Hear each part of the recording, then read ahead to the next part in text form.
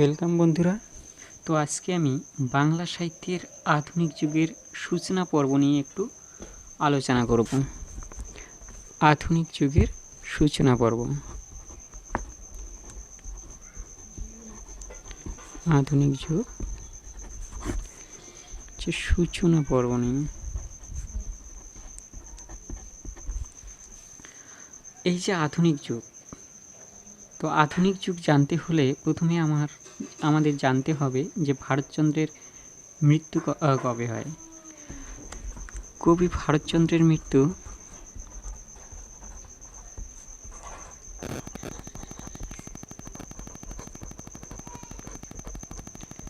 হচ্ছে 1760 খ্রিস্টাব্দ।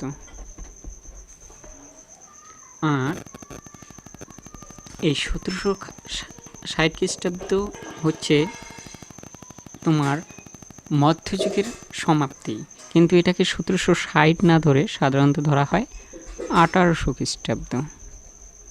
এটাই হচ্ছে মধ্যযুগের সমাপ্তি। মধ্যযুগের সমাপ্তি আর হচ্ছে আধুনিক যুগের শুরু। আধুনিক যুগের শুরু। তাহলে আমরা দেখতেই পাচ্ছি যে আধুনিক যুগের শুরু হচ্ছে কিন্তু 1800 খ্রিস্টাব্দ। 1800 খ্রিস্টাব্দ হচ্ছে আধুনিক যুগের শুরু। এবার আধুনিক যুগের শুরু হওয়ার পরেই আমরা এখানে দুটো বিষয়ে জেনে নিতে পারি। এই যে 1760 খ্রিস্টাব্দে কবি ভারতচন্দ্রের মৃত্যু হয়, ঠিক এখানে আমরা আরও দুটো জিনিস মনে রাখি, তাহলে আমাদের অন্যান্য পরীক্ষায় সুবিধা হবে। 1760 খ্রিস্টাব্দ ভারতচন্দ্রের মৃত্যু।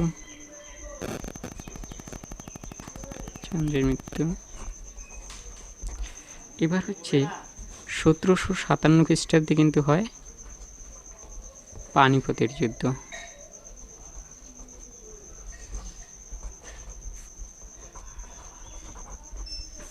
আর হচ্ছে এইদিকে আমরা 1770 খ্রিস্টাব্দে এখানে কিন্তু হচ্ছে 76 মন্বন্তর।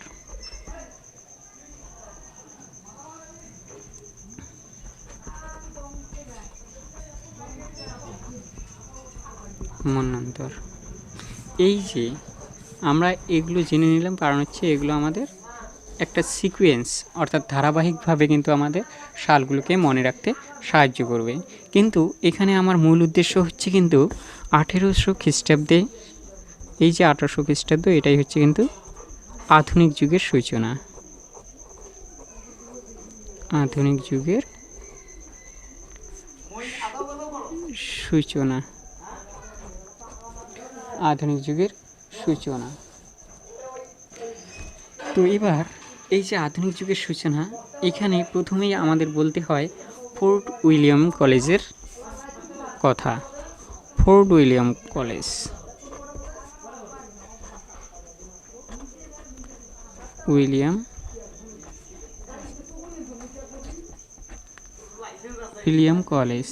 Fort William college.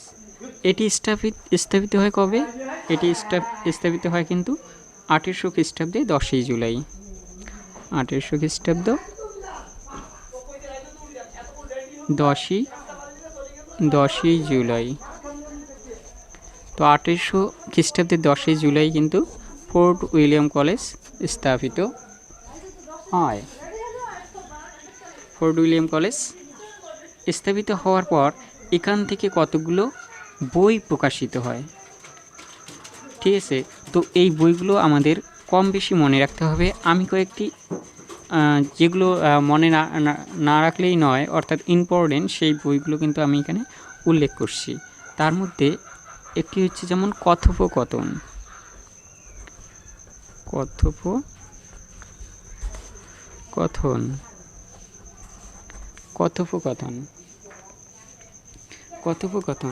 এটি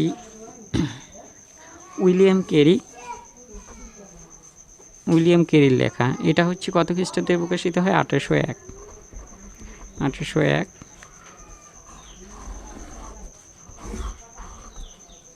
1801 খ্রিস্টাব্দ উইলিয়াম কেরির লেখা।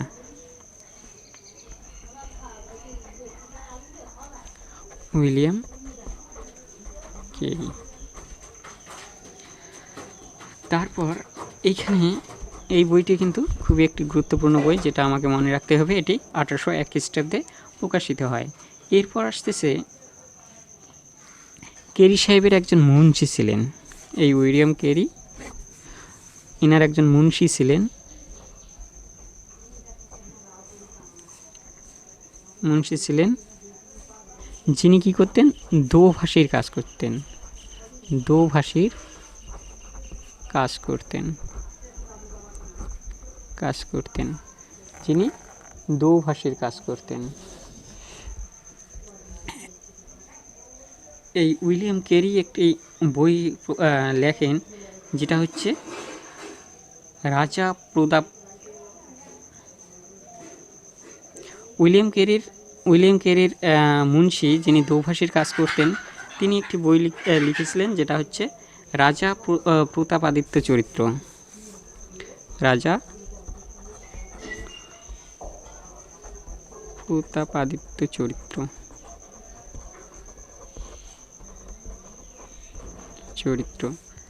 রাজা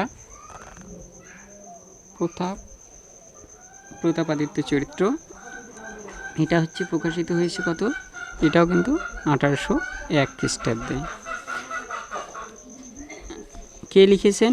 উইলিয়াম সাহেবের মুন্সি যিনি দুভাষীর কাজ করতেন, তিনি হচ্ছেন রামরাম বসু। রামরাম বসু। তাহলে আমরা দেখতে পাচ্ছি এখানে দুটো বইয়ের কথা আমরা উল্লেখ করলাম। একটা হচ্ছে কথোপকথন, আর একটা হচ্ছে রাজা প্রতাপাদিত্য চরিত্র। এরপর যে বইয়ের কথা বলছি সেটা হচ্ছে হিতোপদেশ।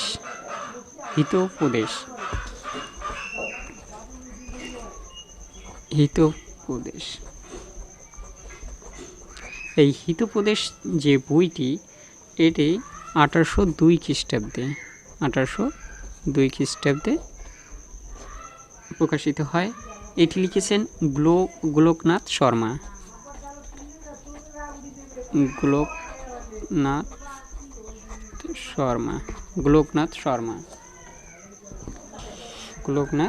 শর্মা। এবার আমরা কি করব?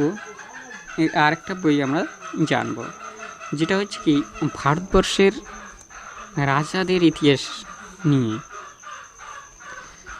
ভারতের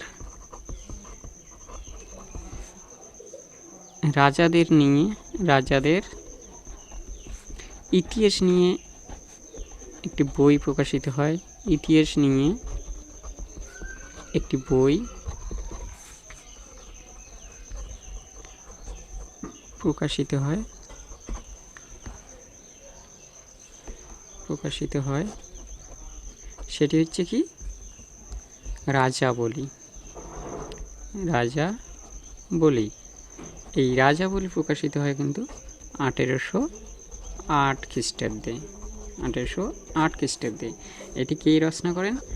মৃত্যুঞ্জয় বিদ্যালঙ্কার। এটি রচনা করেন কে? মৃত্যুঞ্জয়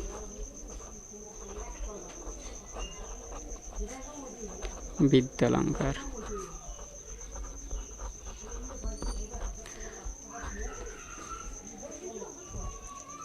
তো এই হচ্ছে আধুনিক যুগের সূচনা পর্বের একটুখানি পরিচয় পর্ব। তো আমরা প্রথমেই এখানে এই বিষয়গুলোকে আরেকবার রিপিট করছি। আধুনিক যুগের সূচনা পর্ব ধরা হচ্ছে কত? 1800 খ্রিস্টাব্দে।